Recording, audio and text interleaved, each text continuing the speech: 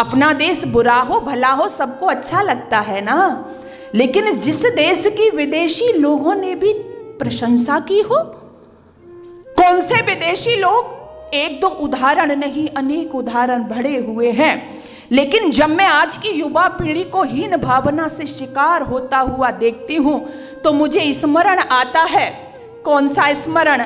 अल-बरूनी का नाम शायद आपने पढ़ा हो। अल-बरूनी महमूद गजनवी के समय में इस देश में आया था, बड़ा विद्वान था। जब इस देश में आया उसने एक पुस्तक लिखी और वो पुस्तक में वो हमारे देश के लोगों का जिक्र करता है, हिंदुओं का जिक्र करता है। और वो कहता है कि हमारे, उस पुस्तक में लिखता है कि हमारे से ये जो हिंदू लोग हैं या भारतवर्ष के लोग हैं वो 3 तरह से अलग हैं। ध्यान देना मेरी बात पर। कौन लिखता है? अल-बरूनी। वो कहता है ये 3 तरह से हमारे से अलग हैं। वो 3 बात वो कौन सी कहता है? वो कहता है कि एक पहली कि इनको अपने ज्ञान विज्ञान पर बहुत बड़ा अभिमान है, इनको अपने ज्ञान विज्ञान पर बहुत बड़ा अभिमान है। दूसरा कहता है कि ये सत्यवादी होते हैं। एक एक पॉइंट समझना, क्या लिखता है वो?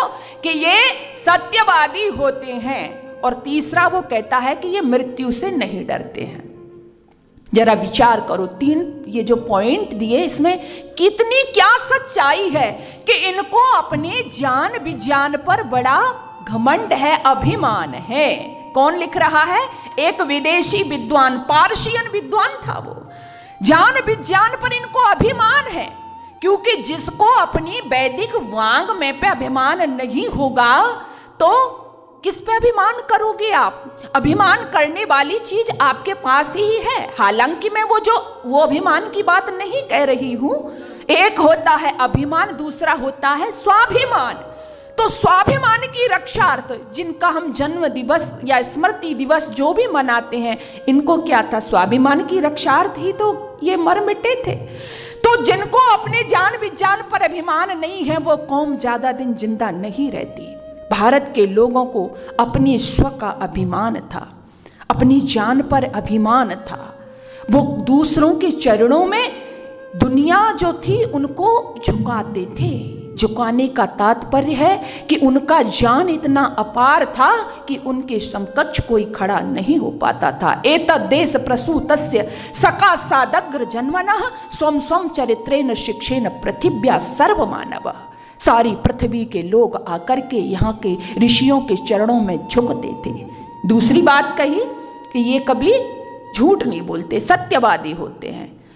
और मैंने भी, आप यहाँ पर आयु में काफी बड़े लोग बैठे हैं, मैंने भी जो सुना, जो मैंने सीखा, पुराने समय में क्या होता था कि एक व्यक्ति कहता था कि जब झूठ बोलने की बात आती थी कि भैया मुझसे क्यों झूठ बुलवा रहे हो, मैं बाल बच्चे वाला हूँ, झूठ न बुलवाओ मुझसे, मैं बालक बच्चे वाला हूँ।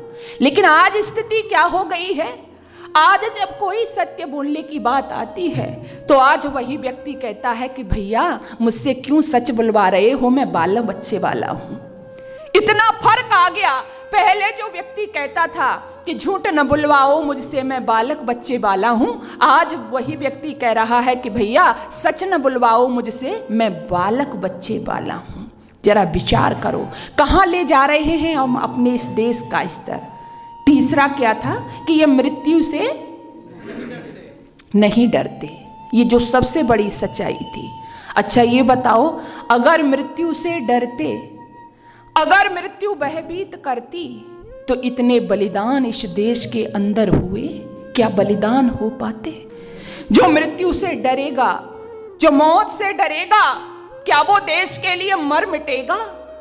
क्योंकि मैं ये नहीं कह रही, प्राणों का मोह सबको होता है, प्राणों से लगाव सबको होता है, अपने जीवन का मोह सबको होता है, लेकिन अपना जीवन बार दिया हो जिसने, अपने प्राणों को दे दिया हो जिसने, तो उसके अंदर क्या सच्चाई होगी, क्या उसके अंदर जोश, क्या उसके अंदर जज्बा होगा? कभी महसूस किया है आपने? तो यहाँ के लोगों ने प्राणों की परवाह नहीं की।